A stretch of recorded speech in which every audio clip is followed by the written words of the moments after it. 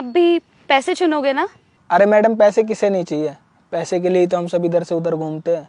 पैसा कमाना है हमें, तभी तो हम अपना गांव छोड़ के आए हैं। लेकिन इसका मतलब ये थोड़ी है कि पैसे के पीछे मैं खाने को फेंक दूं या खाने को वेस्ट कर दूं।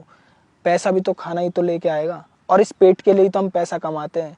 और जो इस पेट में जाएगा खाना, अगर उसी को मैं फेंक दूं इन पैसों के लिए, तो मुझसे बड़ा मूर्ख कौन होगा। इसीलिए मैं पैसों के लिए खाने को तो नहीं वेस्ट कर सकता।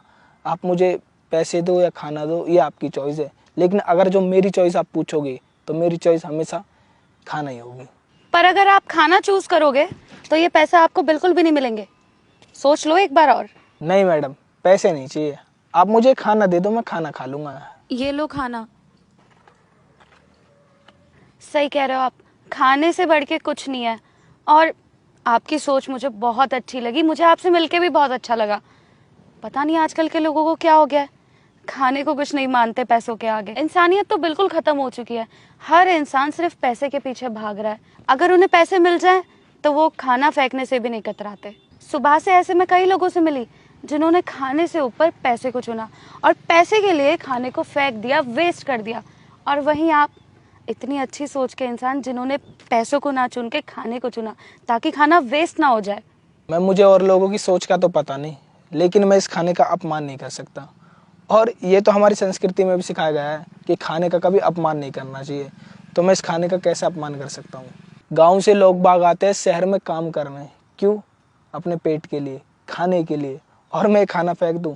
ऐसा कभी नहीं हो सकता। अगर मुझे आप 5 लाख रुपए भी देती ना इन 500 की जगह, मैं फिर भी खाने को ही चुनता, क्योंकि मुझे खाने की कदर पता है। मैं कई कई रात भूखे पेट सोया हूँ। मुझे पता है भूख क्या होती है। और जब भूख लगती है ना, इंसान पैसे नहीं खा सकता, खाना ही खाना पड़ेगा।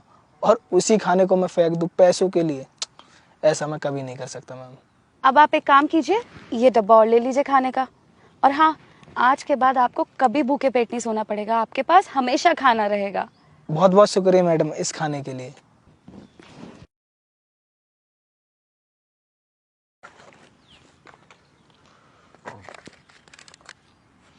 इतने सारे पैसे! मैडम भी चली गई, शायद उन्होंने जानबूझ के इसमें पैसे रखे होंगे। बहुत बहुत धन्यवाद भगवान। मैं तो गांव से आया था शहर पैसे कमाने के लिए, काम करने के लिए, और मुझे पैसे ऐसे मिल गए। वो भी सिर्फ मेरी ईमानदारी की वजह से, वो भी सिर्फ इसलिए क्योंकि मैंने खाने का अपमान नहीं किया। लोग सही कहते हैं, ऊपर वाला ना सब देखता है, और ऊपर वाला कर्मों का फल जरूर देता है। बहुत बहुत धन्यवाद आपको भगवान।